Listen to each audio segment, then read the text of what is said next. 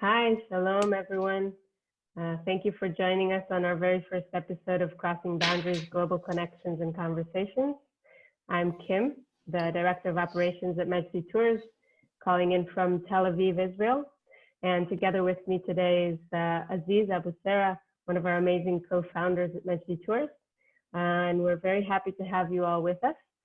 I just want to give a short shout out to our team that made this possible. And thank you for everyone for joining. Yeah, I agree, Kim. And hello, everyone. Thank you also for joining. I think we live now in the days where we have the coronavirus after effect, and most of us, I think, all over the world are stuck at home. They are sad and worrying news from everywhere, from New York to Italy to Iran, where it has hit quite hard. And the shutdown has left many of us at home and not being able to travel much anymore. But I think the great thing about maybe MEJDI Tours is when we founded it, the goal of it wasn't to just travel. The goal of it was to create opportunities for people to connect across boundaries, to overcome divides. And whether we are able to travel somewhere or not, we can still do that even in our offices, bedrooms, whatever, living rooms, couches. We can do that from anywhere. And so our goal with this live stream is to bring the stories of people, the best storytellers, the people who you might have connected with if you traveled with us, people who you would like to connect with, hopefully, and hear stories from everywhere around the world. And so today we have with us two of, I think, the best storytellers I know, two of my best friends as well, Husam and Yuval, who I would like to introduce now. Wait, Aziz, how about we let them introduce each other? It'll open the story in a more interesting way. Sure. So maybe... Husam, do you want to start introducing Yuval? If you want, why not? Okay. Yuval Ben Ami is, how to say it? I think he's crazy. And because he has that craziness, that's what led him to travel the world. And traveling the world helped him to become probably one of the top storytellers. And also expose him to know a lot about everything happening around him. And that, I think, came handy when he decided to become part of the dual narrative tools. And he's been doing amazing job based on that experience of being an amazing storyteller and great traveler.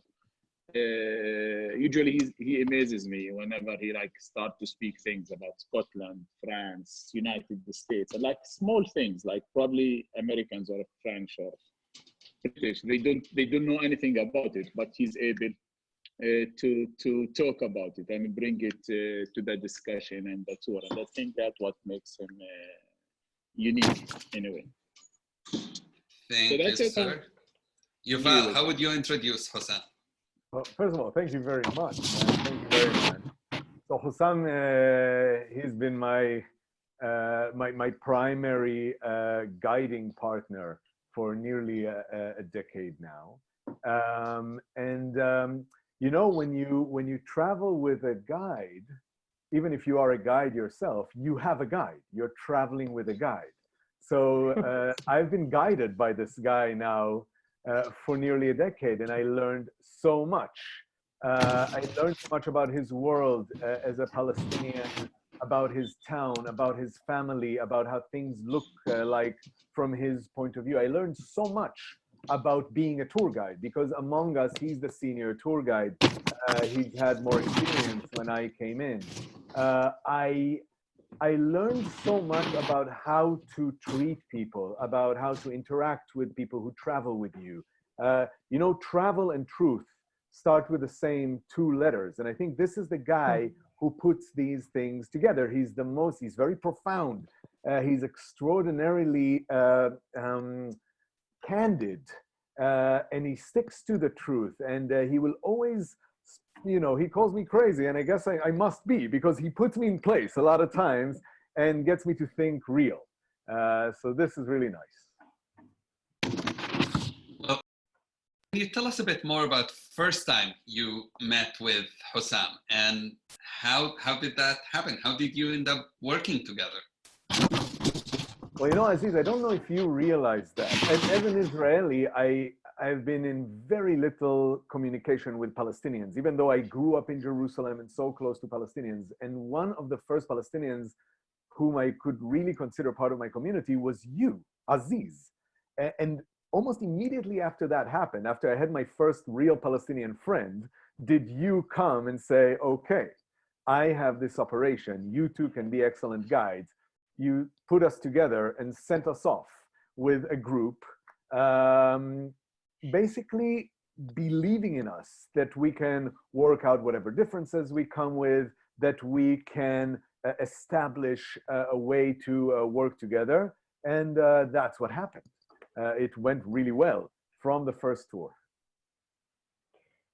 Husam, do you remember the first impression that Yuval made on you?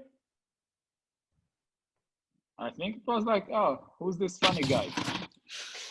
That was the first impression. But slowly start to appreciate that funny part and the way he was approaching things. And I think some of the people who are watching us, who were with us in the first group, it was Hands of Peace trip tour, and I think some of them they are now watching us. It was almost 10 years ago, and I was like, also I wanted to explore who's this guy, how he's approaching things, how also this idea of dual narrative is gonna work, and how we're gonna work it out. And I think it worked in a very good way. And a lot of credit for Yuval for making that working and happening. And of course, Aziz, who put us together that first moment. You saw something, Aziz. Probably you should ask you, what did you see that made you put us together? Yeah. I think what I just said, you both are amazing storytellers. And one of the hardest things of doing the dual narrative tours was finding the right people to work together, an Israeli and a Palestinian who will not see each other only as how can I beat the other guy, but rather how do I work with the other guy? How do we disagree sometimes, agree others, but really become friends? And both of you are good at arguing, but both of you are good people and are willing to listen. And I was recently with another Israeli guide, and I asked her about all the guides she worked with. And she said, Husam was my favorite because he's very strong, but he's fair. He will always give me my place to work. And Yuval, I worked with you for so long. And it doesn't matter, we can argue, we can disagree, we can get even mad at each other, but if you're friend, you're still a friend. And that's what makes the two of you very, very unique, and that's why I like working with you. And that's maybe takes me to the next question is when people talk about, people who come to our tours and they enjoy the dual narrative and they're like, wow, this is something good. It affects the travelers a lot. But I think something often is missed is how it affects you, the tour guides, working with somebody from the other side, how it affects the drivers, how it affects the shopkeepers, how it affects the people at the national park. And I'm wondering if you can talk about how working together really affects people outside just the travelers who meet with us. Husam, would you like to start? But usually it's a surprise. Like people are surprising. Really? You two together? How come? So it creates that curiosity for people who start to question. And I think that for me, that's the most important. I like that curiosity because it gives you the platform to start addressing things and explaining things from different perspectives. So that usually the impression, the first thing I get from people, that surprise on their faces. How come you two working together? And the personal level, like me working with the Jewish guide, I think it helped me like gradually how to start not just to understand, but to appreciate the other narrative, the emotion, the passion that comes with it, the struggle that comes with it. Like I remember when Yuval was like talking about his family, the Holocaust experience. I was, come on, what he's talking about. But slowly you start to appreciate that, to understand, to go inside that person who's explaining about all those things. And I think being able to do that, it makes you also a better person. And of course, that will reflect on people who are dealing with you and people who are around you. Yeah. Did you also feel that curiosity yourself? I mean, did you learn about Yuval only from what he was telling the group, or did you also find yourself asking him questions after hours? No, it's not just what, like, I think for our work, it's a continuous learning experience. Like when I look 10 years ago and now, six months ago and now, I realized how much we learned from each other and how we, like, every day we become a better, not just forget being a better person, but being even a better guide. Because like Yuval will say something and I will go and search about it. I want to get more information about it. And the same, I say things and he will start to think about them and he will go search for them. And I think that's what, through this work, I think we grew and became better people and better guides. Mm. I just want to say, we reached our maximum on the attendees, which is amazing. Wow. We didn't know how many Hi people to everybody. will, Yes, hi. I'm seeing you sending messages. So hello. I don't know how to reply to all of you. Yes, we have Barb from Hands of Peace saying hello to Husam, and we have a lot of people saying thank you for Yuval and Husam working together and giving their own point of view. We have people saying that they can't wait to have their next tour with you. I see Cheryl from Sisters Salam Shalom as well. I see James, Lee, David. Wow, so many people. Can't read all of them. But I wanted to add that maybe, Kim, if you can add this to the Facebook streaming. So if anybody drops out, they can go to our to MEJDI Tours Facebook page and be able to watch it there, just in case, because I think we are at maximum capacity. So, and which is amazing. Your tea is making a little bit of noise on the microphone. Just my tea. Oh, I'll make sure my tea doesn't make noise. You know, I hosted a radio show for 3 years, and I still can't learn some things. It's all right. But that could take us into another point, which is how, Yuval, you can tell us about this. When you decided to get married, of all people, you asked Husam to officiate your wedding, and both you and Alicia are Jewish, and it's not that common for two Jews to ask a Palestinian, Muslim, Arab, whatever person to officiate the wedding. How come? What happened? Would you have imagined something like this before? Definitely not before I'd met Husam. Yeah. And this is the crucial point, which is it was not for the gimmick, if you will. It was not, because Husam is Palestinian or grew up Muslim, or it was because Husam is such an important figure in my life and also in Alicia's, because he's such a great friend. And also because, and I mentioned it before, when I said he was the senior guide. For me, I wouldn't use the word authority, though he's an authority on many things, but it's about this being true. It's about what Husam represents to me as a person, that he comes in with a vision of life that I really respect. And I wanted that vision of life with us underneath the chuppah. We both felt that there is great harmony between what Husam represents and how we see this world. And in this very important moment, we wanted him there. So it was really a great honor for us that he did it. It takes a leap for someone who's come from his background to stand underneath the chuppah wearing a yarmulke.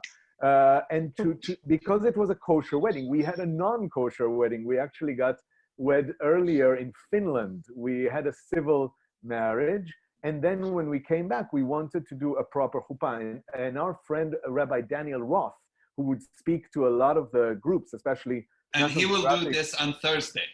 He will be doing this, the same thing we're doing now on Thursday. So if you haven't heard Daniel speak before, join us on Thursday. I can't recommend it enough. And I came and asked him, will it indeed be a kosher wedding? Because in Israel, by law, for a wedding to be approved by the state, it has to be conducted by an Orthodox rabbi. And an Orthodox rabbi told me, yes, according to Israeli law, but according to Jewish halakha, it's perfectly fine. If Husam did it, it's kosher, and you're married by the law of Moses. So we went ahead with it. That's awesome. Yeah. Yeah.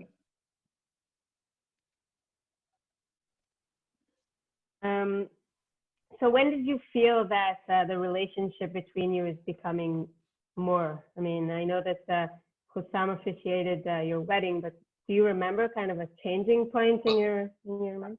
I think it was friendship to begin with, but actually I want to answer this on the political level. Okay, you know what? I have a moment for you.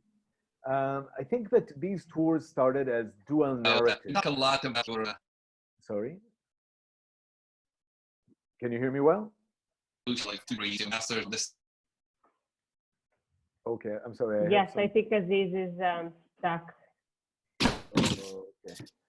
I'll just go on. Yes, I go ahead. That these tours started as dual narrative tours. And very soon we understood that they are multiple narrative tours because there are two strong narratives, but also many different point of views within each of our societies. So part of our job was to reflect that, and also the different speakers that we have on the tours help us reflect that. But slowly they also became a sort of a uni-narrative tour, because we have found so much that we share and agree upon, and we developed this joint view of the future. And I remember we were guiding a group in Haifa, and afterwards Husam sat with me at a cafe. He said, I want to talk to you about something. And he was talking about, you know, creating some kind of a political entity in which we will both be active, that goes beyond guiding, that will try to make change on the ground with locals. And first of all, I found this very touching and very thrilling. And that is a turning point in understanding that he sees the way I think, he appreciates it enough to invite me to be part of something like that. But also I remember the waiter in the cafe couldn't believe that the two of us were sitting together. You know, he figured that Husam was a West Bank Palestinian because we were conversing in English, and most, you know, Palestinian Arabs in Haifa would be Hebrew speakers. And he was so puzzled about this. And we were so far ahead, I would dare say, you know, already thinking on how to shift things on the ground. That was a moment. Thank you. Amazing. I know that most of the people that have joined us today, and they see some questions about it, about the situation now and how it's affecting tourism, how it's affecting you as guides. And I know that you're both in different places. So Husam is in Bethlehem and Yuval is in France. It's interesting to hear from you how this is affecting you. Maybe you should start, Husam, because you've been in lockdown for longer. Yeah, and for the moment, it's the lockdown. It's been 24 days for me. A little bit relaxing now because there has been no new cases in Bethlehem area, so it's relaxed for us. And hopefully, like within a couple of days, if there are no cases, people will start to move more outside. But at the end, this is gonna be longer time, and in the long run, I don't know how we deal with it. The good thing for me, I experienced this before. Like I remember myself in the year 2000 when I started to work in tourism and the Intifada started and everything collapsed. And it was almost a little bit more in a year where there was no work. And from there, I learned how to always keep planning that at some moment things may shut down. So I think I will manage to survive, do my things for a year, but hopefully it will not be longer And that's than maybe, that. that's a question I wanted to ask you, Husam. How is this affecting, you think, other people we work with? Drivers, shopkeepers, That's speakers, tough for other them. tour guides? That's tough. Mostly the other tour guides and the drivers. Like I think the speakers, they have other businesses, they have other income. Shopkeepers, they also, most of them, they've been doing good business. Like it's been good the past few years. So I think they've survived. But bus drivers, I think they will be hit really, really hard. And the longer it remains, it will be harsher even for them. So that's really something we need to think about. I don't know how, and even if, but that's a tough thing. Right. And even if things open up, which it's not gonna probably like next week, tourism will probably not recover for a long time. Yeah. Tourism will take time. Husam, you were on a tour, right? You were in the middle of a tour when Bethlehem shut down. Yeah. And I managed to sneak the first day, but then I said, that's it. It's gonna be crazy. No way, I'm not going to do it anymore. And but Yuval, you plan your whole work pretty much based on seasons in guiding, and you haven't had really work for the last few months, and your season was just starting, and you pretty much lost your income until October. Yeah, we've been tightening the belt now throughout winter, waiting for spring. I work also as a guide in Europe. I got to guide one group in Finland, and then I had to, to punch a new hole in the belt, so to tighten it more. I have become a full-time dad.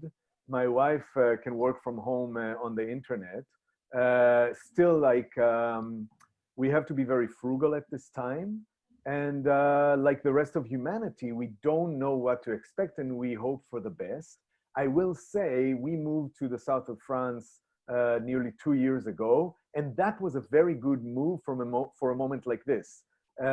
First, because we're close to nature, and even though there are strict limitations on travel, we sign the little form the French government gives you, and then we can go out to the vineyards, to the cherry orchards that are now in bloom, and have a lovely time. And also because you feel that the government here is taking things seriously, maybe a little late, they hesitated, but now it's very clear. There is a nationwide lockdown.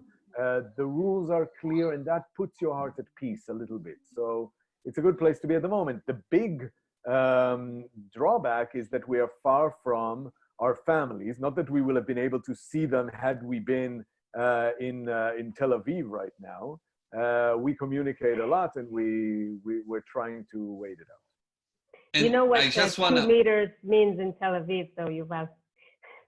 2 meters, it's... Yeah, it's a bit here closer. Things are orderly. Yeah.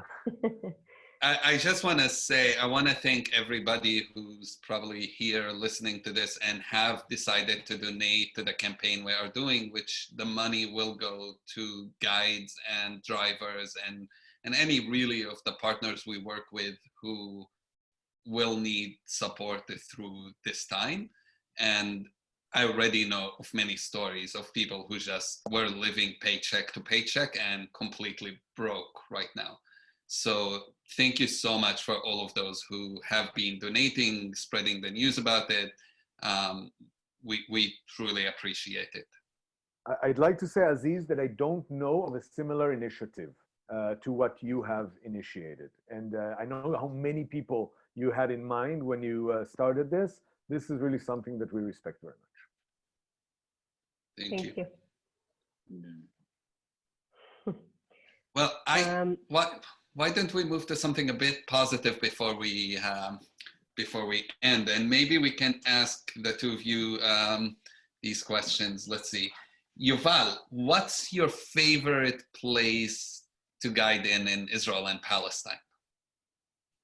Well, my favorite spot on all the tours is actually this is the wedding. It's actually. I'm trying to get to the right photo. That was a great moment. That was a great moment too. But I have to say, my favorite place for me is where we start off, which is the Pasha room at the at the American Colony Hotel. The National Geographic There it is. Begin there.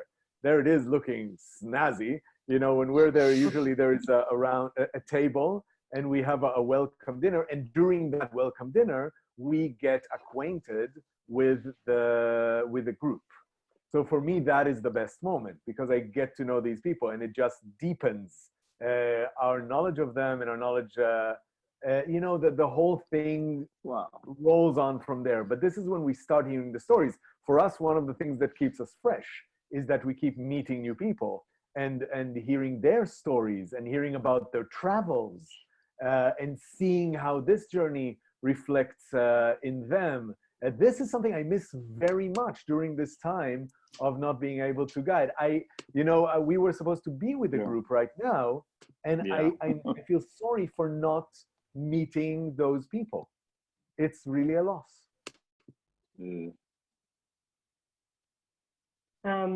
Thank you, Yuval. I think we have time for just a few questions from the audience that's joined us before we finish. And if we already if no have questions, one. then We already have one. That one, it's the situation about Israel Palestine regarding the coronavirus. So we talked about that a little bit. Any other questions? There's a Q&A section if anyone wants to. Will you have a shorter tours in June? It's too early to tell. My assumption, it's unlikely to be back to work by June, but we're hoping obviously that this does happen. I want to say it also affecting not just this June, July, August, whatever these months. People usually now use sell tours for next year, and not many people are signing up for tours even next year because of all the tension. So the consequences, unfortunately, is way longer than just a few months. And there's another question. Yes. Have you experienced tension? Go ahead. If you to experience tension or disagreements between travelers on your trips. The more the better. The more political debate we see in the group, the more interesting it is for us, and the more we feel that the landscape we present resonates with them and makes them think about a larger picture, their own countries, the globe, etc. No, I don't think that we ever like really had tension inside the group. I don't remember I'm seeing that. And usually, like, some people may be not feeling heavy, angry, and I think Yuval has usually good way of like taking their hand and like walking with them through whatever moments they're struggling with, in order to deal with that mostly internal conflict that usually put an end to any other tension within the group. But I don't really remember we ever witnessed any tension within the groups, though our groups usually very diverse groups, all walks of life. All right, there is, now a lot of questions, so we'll try to ask you to be quick, and we'll try to hit a few of them. I don't think we'll be able to answer all of them, but let's see. Is there a cooperation between Israel and Palestine regarding the coronavirus? And somebody else say they read that Israel is destroying medical facilities in the West Bank. Is it true? So Husam, maybe you can answer those. No, I think there is cooperation between the two sides. It's not necessarily announced, but you can feel it. Coordination of like closing areas, not allowing people, but still there is also tension, like a lot, especially on, I'm not in the people level. Like there is a lot of accusation that Israel tricked the laborers, because we have like 50,000 people working inside Israel. They brought them in and then they told them to go back to West Bank, and many of them were sick, and they brought more cases to West Bank, and especially in Ramallah area. So you have that side accusation, but I think in many ways there is a lot of cooperation between the two sides because they realize the virus, the good thing about this virus, he can't tell who you are. He's hitting anyone and that the virus is meeting. So they need to cooperate, whether they like it or they don't like it. I know that Reem, one of our employees, was saying she lives in Ramallah, and she said that it's nice to see how slowly Israel and Palestine are working together to try and solve this together. And that's what needs to happen after coronavirus, to slowly work towards peace. Hoping. And like one thing outside of politics, I was talking with a Jewish friend. She's also a guide. She worked with me, and today we were chatting, and she's volunteering to bring Palestinian sick people to Jerusalem. And now it's very difficult. It's not an easy thing. And she's an older lady, so it's also not easy for her to keep doing that. She needs to be in self-isolation. And what she told me today, that even two settlers, they had two new volunteers, and they are settlers who are doing the work, taking those Palestinian kids to drive them to hospitals to receive mostly chemotherapy. Oh. Thank you. Wow, there are so many questions. It's so hard to choose. Kim, you choose the next one. So someone, I think we asked Yuval where's his favorite place to take tourists, and someone here asked about Husam's favorite place. Usually it depends on the group. There is no one really spot. Some groups I enjoy places more than other, but usually I think I have two places I like a lot. I like Nablus. I like to take people to Nablus. I enjoy taking them there, walk through the old city, enjoy the Kinafa, and meeting the people of Nablus. They are one of the my favorite people. They are so nice, passionate, hospitable, very welcoming. And the other place I like Masada, because it's it brings a lot of talks, a lot of discussion, and it brings a lot about Jewish Israeli story and Palestinian. That's one of the places I like to guide to guide there with mostly with Yuval. Awesome. I want to just answer this. Somebody asked, why isn't there a Christian in today's panel? As you can tell, Husam and Yuval can talk. There's so much they can talk about, and adding one more person would have just given them much less time. What we will do is on Thursday. Aziz, we are not here to present the Muslim. That is true. Palestinian, that's it. That is true. I will though say on Thursday we have May Cannon and Daniel Roth is speaking. May Cannon is the Reverend, and she is the head of the Churches for Middle East Peace. So please join us to listen to her, and she will talk about the Christian communities in Israel and Palestine, but across the Middle East, and how they're dealing with the coronavirus. But also she'll talk about peace efforts, Christian pilgrimages, how they should or shouldn't be done. And so we will bring every voice, just like on our tours, we try to bring every voice. We will bring every voice, but just not all at the same time. So it's not clogging the conversation, instead giving everybody enough time to present their views. And Cheryl, I just want to answer Cheryl Aziz, sorry for that. Yes. We managed to bring my daughter today. She just made it back 2 hours ago. It was very tough thing for her. They did their graduation without the most of the kids.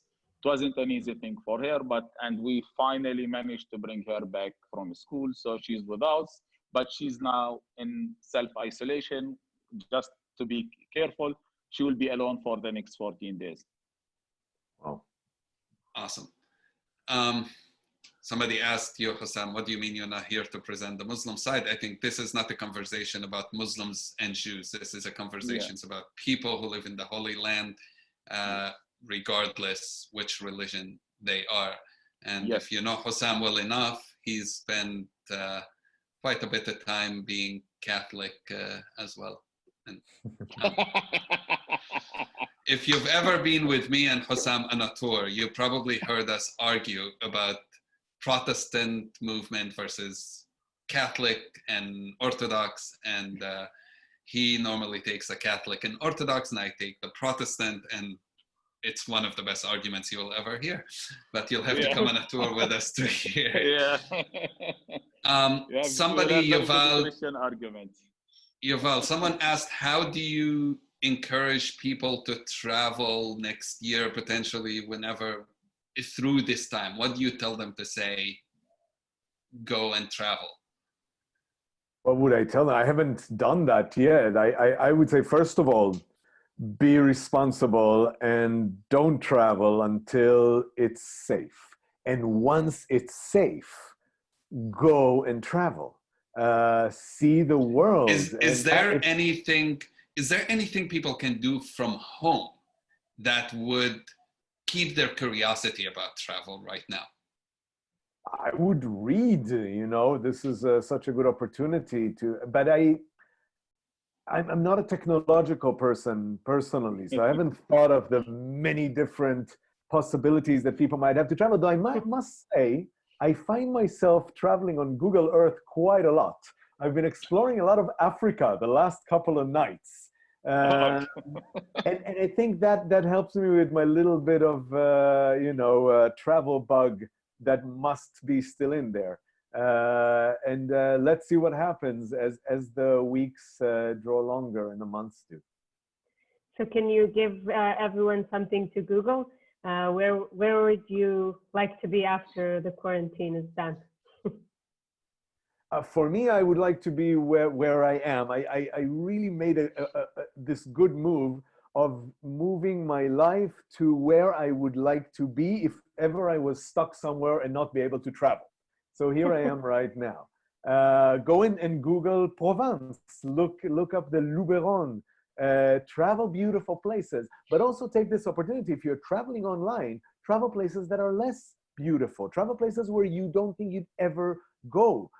Go and look at places that are war-torn, at places that are struggling in different ways, and learn about them. I've been reading so much. I was telling you, I was exploring Africa. I was reading so much about the Republic of Congo and Angola and their histories, their mutual histories, and so on. And I was fascinated. I don't know if I can make it there anytime soon or ever. So that was my journey of the week.